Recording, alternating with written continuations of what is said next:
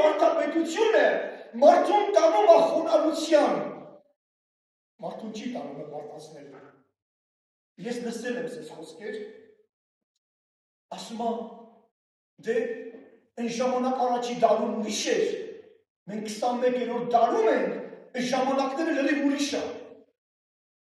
Այն ժամանակ խոսքը ուրիշ ձև ա եղել, հիմա ուրիշ ձև է։ Ասում եմ լսի եղբայրս, խոսքը նույնն է։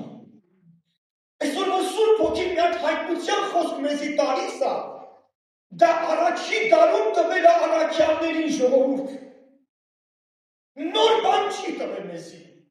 Այն ինչ որ մեր հայրերին տվել է Սուրբ Հոգին, մեր հայրերը մնացել են այդ խոսքի մեջ եւ այդ խոսքով ապրել են մինչեւ հիմա, մինչեւ իրաց կյանքը դրել են Հիսուսի համար մորթվելու, նույն խոսքը այսօր Աստված մեզի է տալիս։ Ոչ մի բան Աստված չի փոխում, որտեղ Աստծո տված վարդապետությունը, ինչ որ տվել է, հերիք է, որ դրանով ես ու դու փրկվենք,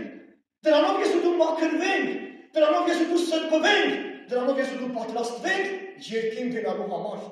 Սա է Քրիստոսի վարդապետությունը։